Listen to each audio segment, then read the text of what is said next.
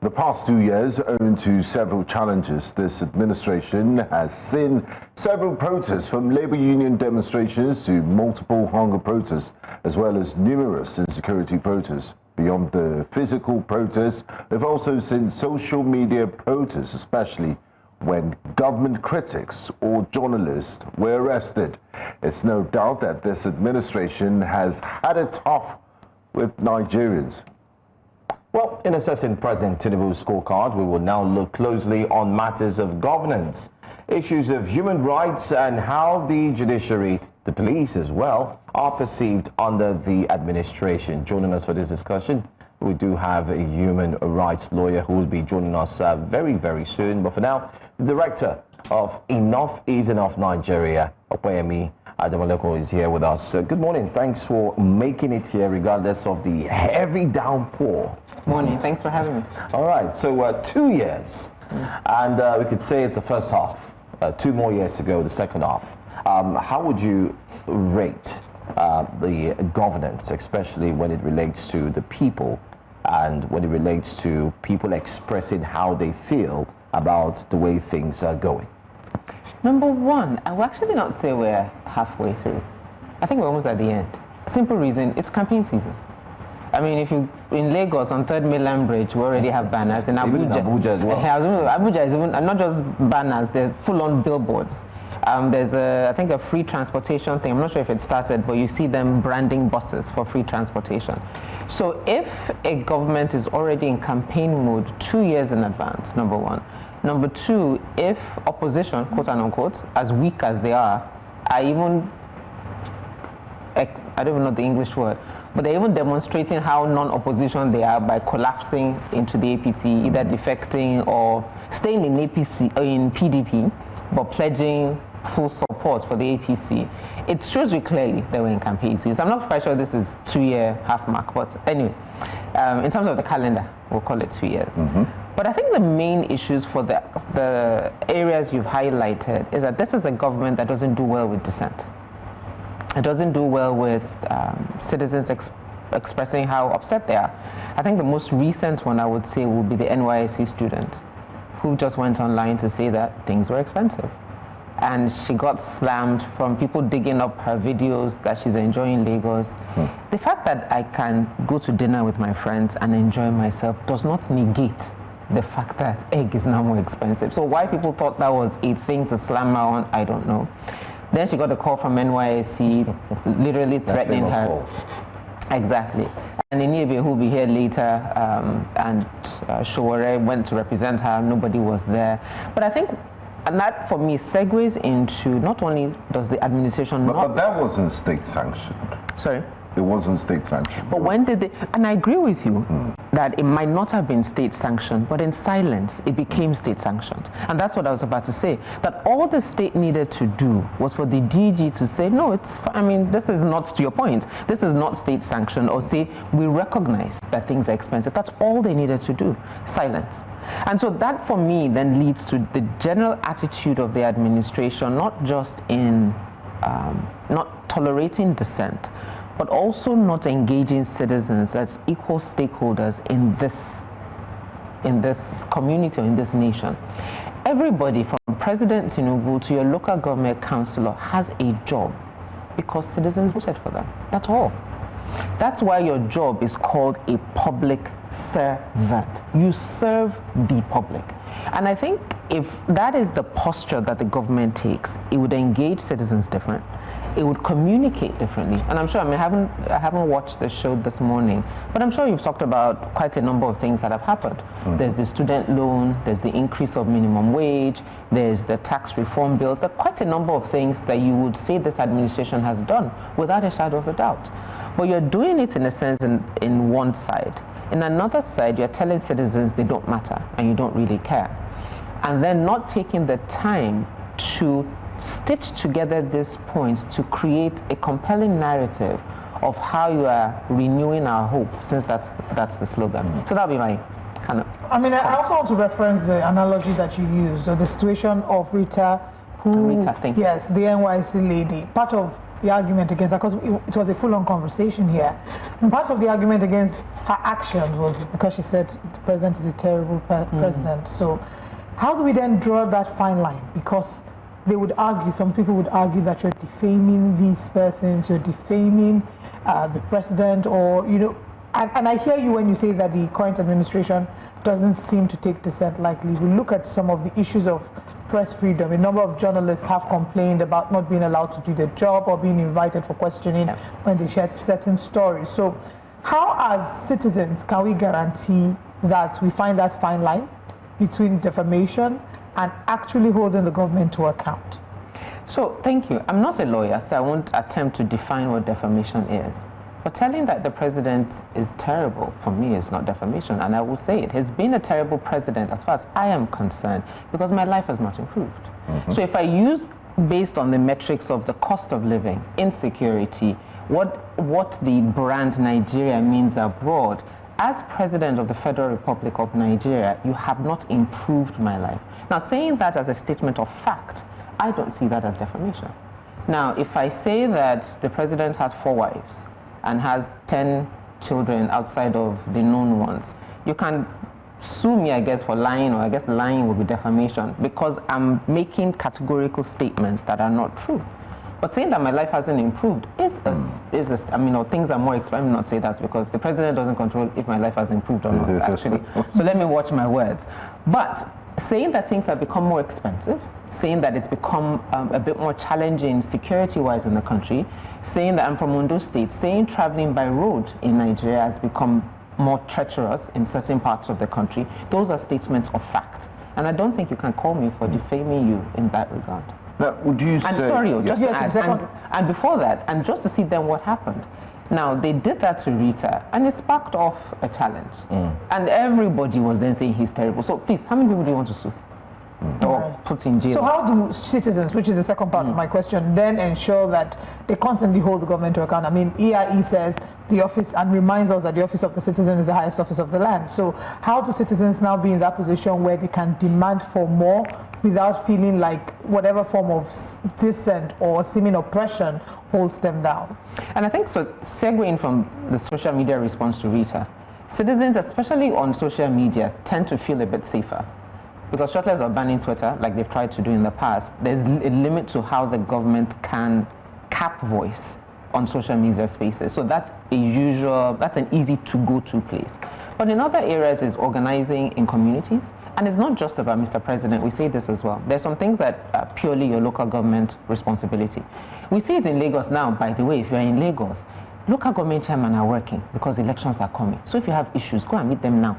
You'll more likely sort it out. I mean, in my office, where it's actually an interesting challenge. Somebody's street lights have been fixed. Somebody's road has been fixed. I think 2 people. We're having elections every month. Seriously. So please, little hack for those in Lagos. This is the time to get stuff done. But just to the point that from local government to state government, state house of assembly, there are different people that have different responsibilities. So a starting point is engaging at that level. Mr. Tinubu is not responsible for everything that's going wrong.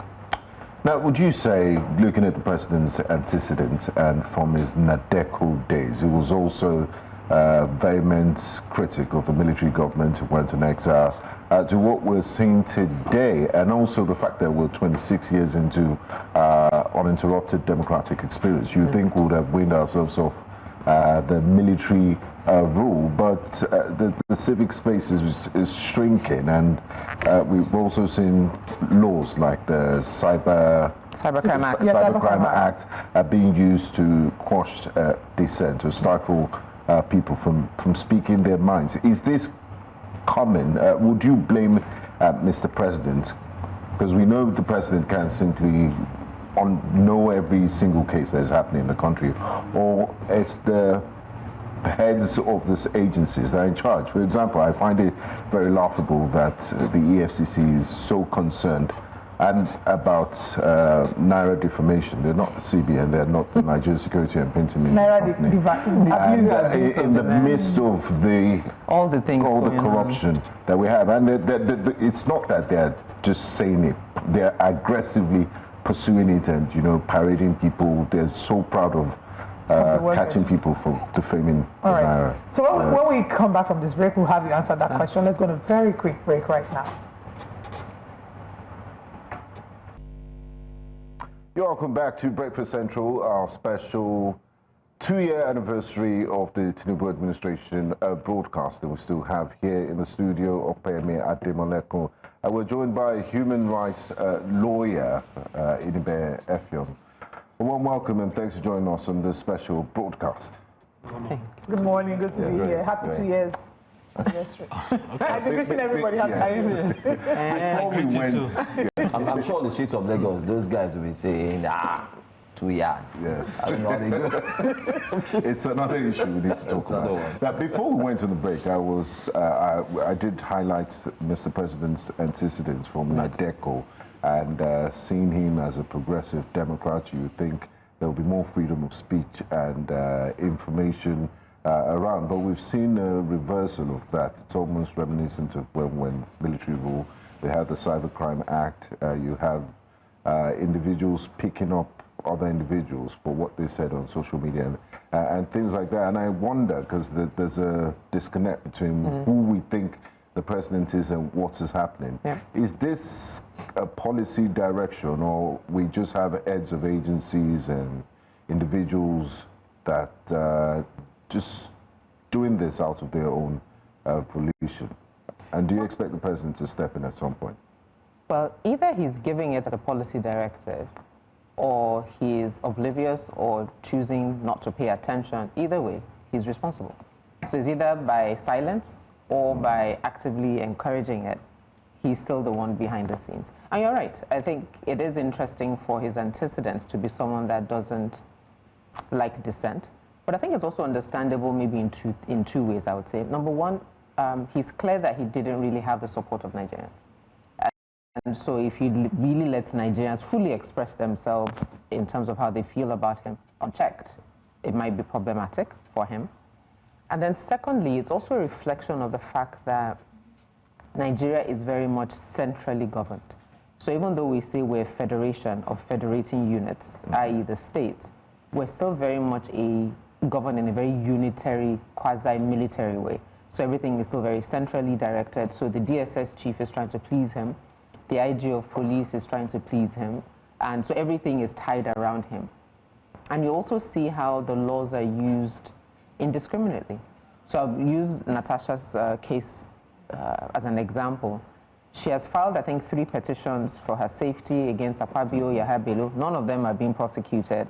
But the federal government has chosen to sue her for defaming Akpabio. And I'm just like, are you jobless? And this is the same thing we're talking about. In the grand scheme of everything that's needed in this country, EFCC is chasing people spraying money. Meanwhile, Police is chasing tint permit. Hallelujah. Yeah. Meanwhile, they are not chasing the CBN or the banks.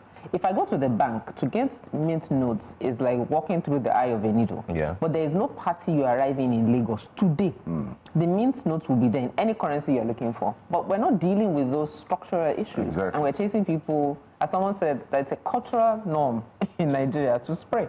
So why are we criminalizing that in a sense? But the summary of that is, either way you dice it, the president is responsible. And I choose to believe that he is not only aware, he's given tacit consent for his agencies to make minor things major. Well, that's a deep one. Anyway, let's go to Inibehe now. We'll come back to you again. The past 2 years, would you say that the rights of every single Nigerian has had 1 or 2 infringements here or there? We've seen you being active in the past 2 years as well, ensuring that you speak truth to power one way or the other. How would you rate the president's 2 years in office when it comes to human rights infringement? Thank you. Why do you look so sad? I mean, it's 2 years, come on. Maybe my face reflects our collective sadness. Oh. I don't think this president promised Nigerians free speech. It would be unfair to him to expect this president to respect the rights of Nigerians to free speech. However, we must make demands of this government. What we have seen in the last 2 years For me, it's basically a continuation of the culture of suppression of dissent. The way to understand it is to look at the antecedents of Tinubu as a person. I don't know much about his Nadeku agitations or his involvement in pro-democracy struggle, because that itself is a subject of debate. If you heard what Opeyemi said recently, at the same time, I don't want to downplay whatever effort he may have made. But what is important to me as a Nigerian in this generation is the role that this president, Mr. Tinubu, has played in either enriching or undermining our democratic process. If you look at his tenure as governor of Lagos State from 1999 to 2007, you may want to really ask, did President Tinubu as governor of Lagos State allow for dissent? Did he allow for plurality of views? Did he accommodate diversity in the politics of Lagos? The answer is no. It has always been a one-party person. The governance of Lagos under him was always revolved around him, and that is why many years after he has left, from Fashola to Ambode, now to Governor Sanwo-Olu, Lagos is still under the strong grip of Tinubu. So if you have somebody who has that kind of background as president of a country, it is common sense to expect that he will continue in that pattern. And that is what we are seeing now at the national level, that under this president, Nigerians are being denied the barest minimum in terms of free speech. The Buhari regime had brought very terrible dictatorship on the country. We saw a situation where even our courts, the precinct of our courts, were desecrated. Under this president, some matters at the Federal High Court are still being subjected to the same atmosphere of impunity, where the day that Nnamdi Kanu is being taken to court, for example, you see the SSS. Meanwhile, I don't like calling them DSS. Yeah. Yes. It is also part of a way of protesting the impunity in the country. That name is, we have to insist on their correct name. You see the SSS go to basically checkmate who can access the courts, deny people access to courts. That is also an infringement of judiciary acts as the guardrails for our democracy. Why are they not doing something about this infringement? It is for the judiciary to answer. But what I am telling you as a Nigerian is that this government has no respect for freedom of expression. The media is being targeted. Journalists are being tried. Bloggers are being targeted. Nigerians on social media, you know, like the case of Raya that you mentioned, a core member who basically went on social media to air a grievance about what is admittedly the poor governance of the country. She was targeted. We saw the students, I think in Delta State. Yes. Now we are reading that she has fell like exams. Curiously. So Nigerians may want to know whether our script was fairly marked, because we know what happens behind the scene in this country. We are seeing a situation where someone that says he's the last president, you know, was basically abducted, tortured, and then came out to make statements implicating the son of the president. Soon after, the State Security Service abducted him. You know, we are hearing that he was meant to recant the statement he had made. As I'm having this interview with you, his whereabouts is still unknown. That is not a country that has respect for freedom of expression. That is not a country that has, whose president can lay claim to be a Democrat. There is nothing democratic about this president. And if you look at even the manner of governance, the old madness that is going on at the political scene, where everybody seems to be coalescing, you know, behind the behemoths of called the APC. It is also a demonstration of the intolerance for dissent. Why do you think everybody is running to the APC today? Because there is no plurality of views. There is no accommodation for dissent. Okay. That is why you see all the governors, even though that is also partly because the so-called opposition that are supposed to be opposing, you know, they are just opposition in name. All right, let's talk about opposition, and I want you to speak to the legality, and then I want you to speak to maybe the effect of a shadow government. Patutomi had talked about the shadow government. The DSS had come for him because of that, and they're saying that he's running an opposition government. He says that the reason for this shadow government, which he says is not new, as he had spoken to President Yar'Adua at the time about the shadow government in 2008, but they're criticizing it, saying that we're not running a parliamentary system of government, we're running a presidential system of government. So how viable is a tool like the shadow government to stand as some form of a viable opposition, and them kicking against it now, do you see it as a form of, again, not being tolerant of dissenting voices? That's to you, Ms. Adamolekun, and then to you, Inibehe, the legality or otherwise of establishing shadow government. But let's hear you first, ma'am. I mean, I don't see anything wrong with it, to be honest. And I think, just to your point, it's again an example of an administration that does not condone dissent. Because at the heart of it, think about it, if you have very confident of your policies, you think you're doing good by the Nigerian people, and you think given the resources available and human and financial available, you are serving the Nigerian people in the best way possible. If anybody wants to set up a shadow government, I would actually encourage it, because at the end of it, you will not find that much to talk. You might find a few things, because no administration is perfect, but you won't find that much to talk about. But I think they're actually worried of what they will start talking about, because, and I think this is really where Professor Otomi might have an ace in this strategy. As Inibehe said, PDP, as we've always said, is two sides of the same coin as the APC. Then there's Labour, then there's SDP, then there's ADC, a few of the smaller parties. What the shadow government has the potential to do is bring them together under one umbrella, and then provide a platform for plurality of ideas. So we think this is the way we should run the economy. We've looked at it, and we think it will work better this way. Because what it should do is engender discussion, and engender looking at ultimately, how best do we run Nigeria? But obviously, this administration is not interested in figuring out how best we run Nigeria, because I don't know why the SSS is afraid of citizens who want the shadow government. Nobody elected them. They're not running elections. Maybe the name is what they're scared of. Government. They should get over themselves. I am a local government. By the time I provide my own water, do my own waste disposal, provide my own light, provide my own security, I am a government. Are we not clear?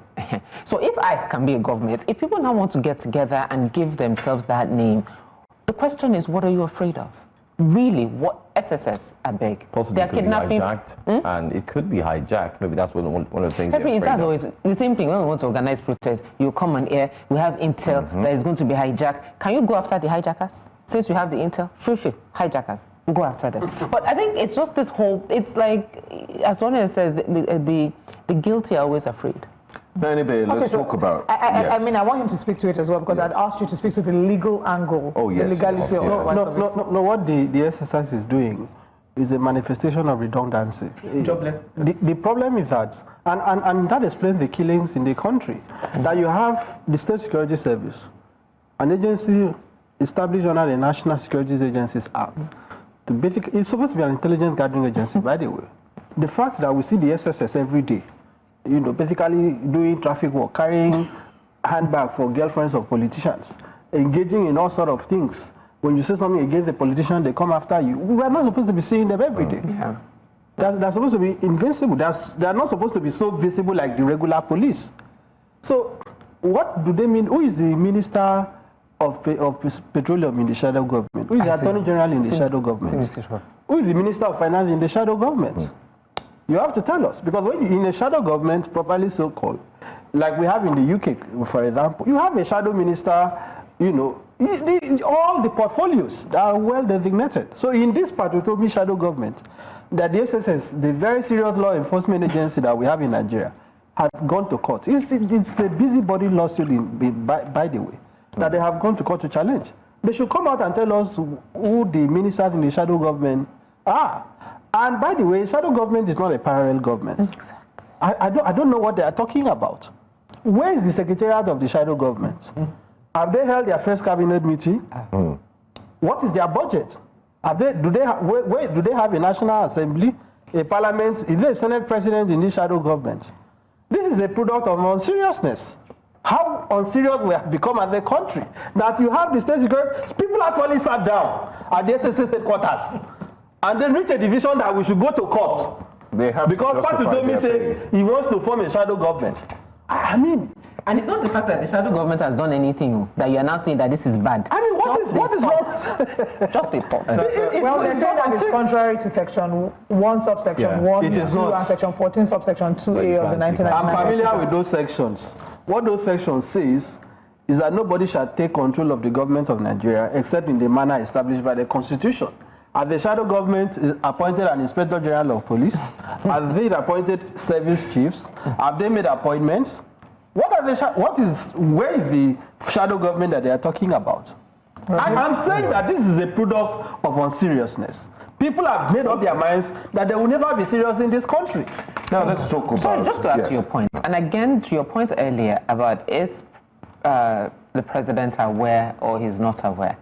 This is a classic example. Mm-hmm. The fact that SSS sat down, as we said, decided they were going to go to court, and then the president is not saying, you people, are you daft, dumb, or stupid? Like, is this what I'm asking you? The guys Attorney to do? General must have signed off on that. Yes. Exactly. Now let's talk about one of the sub points of this administration, and it's not just this administration, it's been a historical thing. Nigerian police, you were here, you brought the young man that was put in Kirikiri for apparently no reason, and week after week there's stories of police brutality, extortion, stray bullets. Some have suggested that the name of the Nigerian police force should be changed to Nigerian Police Services. Some have even suggested that maybe the dark uniform, you know, if you watch African Magic, black is synonymous with darkness, that they should give them pink uniform and they should wear shorts. How about white? That they will be humble. Now on a serious note, from extortion to checkpoints and everything, what can we do? Because it's tiring. Every other week we're discussing stories of one rogue policeman or the other. We know there are bad eggs in different organizations, but the entire police force can't just be filled with bad eggs. And just to add to what you're saying, is it that it has gotten worse, or we're just reporting it more? The police is irreformable. I have said this, and I'm ready to debate this. The police cannot reform itself. Anybody in this country that is expecting the Nigerian police force, to reform itself is just wishful thinking. So what will reform it if they cannot reform themselves? Only a president that is interested in changing Nigeria can reform it. I mean, Michael Shaka is really and I'm going to Georgia. explain. Yes. I'm going to drive home that point. All right. The reason why I'm insisting that the police is irreformable is that the rot has become a lifestyle. It has become so entrenched that if you try to do what is right within the system, people look at you strangely, like if you are falling from the moon. Now, you have a country where, if you look at what the Constitution says, in terms of the structure of the police and how the police is supposed to function, you look at section 214 and 215 of the Constitution, and also look at the Police Act. Because before that they were saying, oh, the problem was the legislation. We used to have P19, Laws of the Federation 2004, that is the Repealed Police Act. We now have a new Police Act 2020. Many Nigerians have not bothered to look at the new Police Act. The new Police Act has introduced a lot of reforms. So many things have been abolished that we not get addressed in the previous Police Act, but nothing has changed. So the problem is not legislative. And then we have the Police Service Commission. But who is the head of the Police Service Commission? Retired. It has now become retired IGPs. These people that were IGPs, what was their antecedent, track record when they were in the police? Now, why I am insisting that only the president of Nigeria can reform the police is because, quite sadly, like Yemi said, Nigeria has been, we have this very deceptive structure that we say, oh, federal republic, whereas we're actually a unitary republic. Everything revolves around the president. If you, as commander-in-chief, you come into office and you make up your mind that you are not going to tolerate the violation of the rights of Nigerians, you are not going to tolerate extrajudicial killing, and you read the Riot Act to the... And I've said how this can be done. Let the president hold a meeting today. We have a body called Nigeria Police Council that has become redundant and useless. Because the Nigeria Police Council is supposed to basically have checks over the police, made up of the president and governors. Because the police, the way it is supposed to be function, is not just supposed to be solely under the control of the president. The governors are supposed to have a say. Let the president call the meeting of the Nigeria Police Council, meeting of the president, the governors, and the IG, and make it clear that in any state where a extrajudicial killing takes place, the commissioner of police of that state will be sanctioned, will be removed. It is this absence of a culture of consequence that has resulted in these killings. But we all know, right, that when these killings takes place and there is outrage, they'll try to isolate it and make it about the officer who fired the bullets. No, this is a systemic problem. And because the president is not interested in reforming the country, that is why he has not taken steps to reform the police. Look at the NSAS panel reports. Have it been implemented? The answer is no. Has any police officer been dismissed on account of the report of the NSAS? The answer is no. So you see that the reason is, and it is deliberate, the moment you fix the police, you have solved 50% of the crime problem in our country. The reason why we are even making reference to EFCC and ICBC, the reason why these agencies have to be established was because the police are fair. The police has failed. If the police is functioning today, many of the problems we have in this country would not exist. The police accounts for over 75% of cases of human rights violation in our country today. The police is now, even criminals now work with the police, you know. And it has become, when you are driving on the road in this country and you see police checkpoints, what is the first thing that comes to your mind? Anxiety. Is it a sense of safety? No. You are anxious. Are they going to extort me? Are they going to shoot me? Why is it so? Because there is complete lawlessness in the system. Nobody is checkmating anybody. All what we are seeing is just cosmetic reform. This story is not the name. Yes, we can remove. I mean, like the correctional services. That's the reference I want to make. It was Nigerian prisons, and they said, oh, that is a cake. Let's change to Nigeria Correctional Service. Is there anything correctional about the correctional service today? If you can change the uniform from black to white, the darkness is in the heart. So I suggest it is in the blood. It's in the bloodstream. The content remains the same. The darkness in the police is in the bloodstream. It's not the uniform. And I am submitting to you that if you are going to change the police, it will only take a president that believes in the rule of law. And they are intentional in leaving the police flawed because they need police to rig elections. They need police to antagonize their opponents. They need police to be able to subvert the law. So that is why they have left police and encouraged the police to remain as lawless as it is. Can we add to? Can we add to the fact that there are serious calls of not being able to see separate interest, especially from we've seen the executives, we've seen those in the National Assembly. No separation of powers. And no separation. It seems like everybody's working together. How would you rate that in 2 years? I mean, we've never seen it like this before, where it seems like there's no devolution of power. It's kumbaya, everybody's happy. It's one big family. Who is surprised? One big happy family. One like big this happy. question. Who is surprised? I remember in the early And Senator Fabio says we don't have to antagonize. We don't have to 90s, fight where ourselves. those in the National Assembly, there was power. You know, when they speak, Nigerians were. I remember I had an uncle who always say, "Oh, don't worry. Once he gets to the National Assembly, we're certain that they will sit on it." But is it any different in the past 2 years? I shouldn't be surprised though, because as a society, we've normalized the abnormal. And it's the same thing we're just seeing reflected in government. I mean, I love Olive's point. It's now we're in collabo mode because it's become very expensive to raise your head above the crowd. And as Inibehe said, that you are lying because nobody wants an EFCC rap sheet. Nobody wants SSS looking for them. So in the interest of just maintaining peace, everybody is aligning. And I just wanted to buttress Inibehe's point about the role of the president in the police. We've seen, I think, over the last 3 or 4 administrations, when we have a new police come in, the IG they appoint is an IG that will do as they are told. And so even if that requires them retiring 10 levels of police above them, to get to one man, because you can't have an IG of police that's more senior in the sense that's junior, so they have to promote him, and then they retire everybody above him. So first of all, in terms of securing the nation, you first of all make redundant institutional knowledge. If you are interested in security, those are your assets. You pack them to the side. Then you promote one man that will do as you please. But even in Egbetokun's case, his retirement age came. We said, no, it's okay. Let him continue. I mean, so if there's any type of body language that we want to signal around what we feel about the police, it doesn't get any louder than that. I mean, speaking about Kayode Egbetokun, we had seen protests where Showore had led protests. People were asking him to resign and step down. But as it is with a number of cases in Nigeria, there's just a little noise.